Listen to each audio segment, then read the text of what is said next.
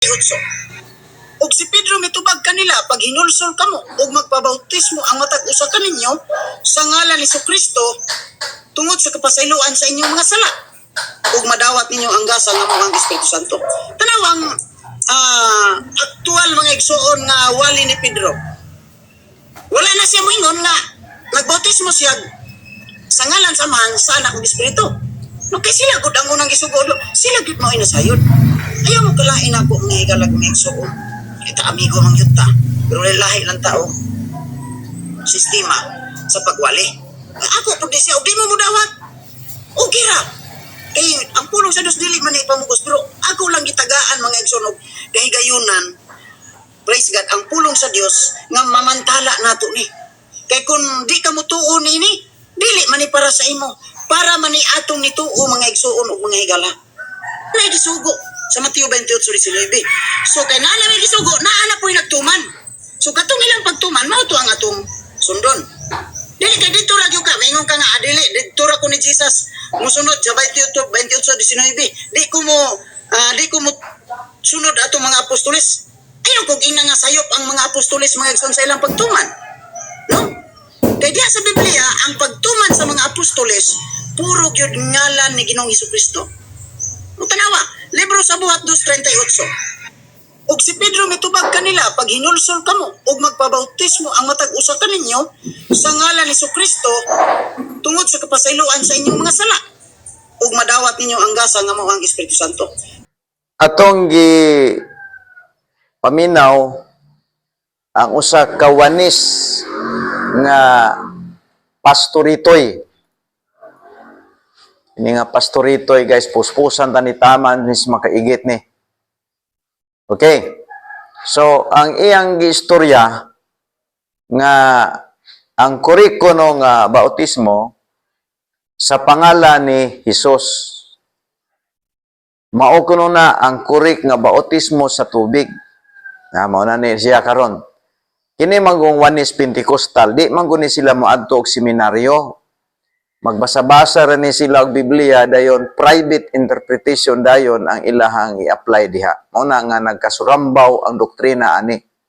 Now, ingon si Kristo sa Matthew 28, tibaluan na to nga katong kana bang pagbiya ni Kristo, mao to'y pinaka-importante kaayo nga matngunan sa tanan nga mga followers ni Jesus Christ, especially sa mga apostol.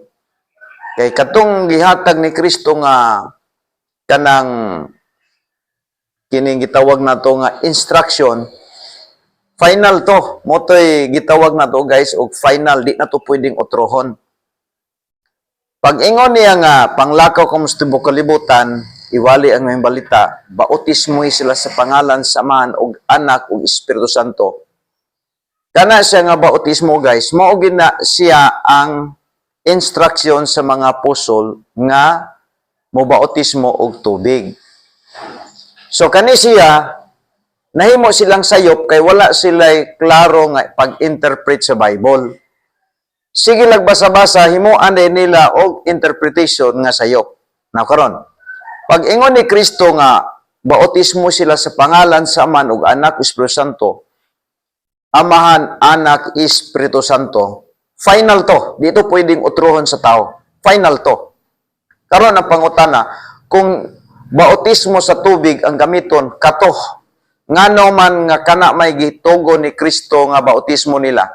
Kay diha sa Matthew chapter 3, 16 to 17, kung imong basahon diha, ang bautismo ni Jesus Christ, dito nagpakita ang tulo ka persona. Ang God the Father to sa taas, ang Anak nagpabautismo, ang Holy Spirit mitugdon sa abaga ni Kristo.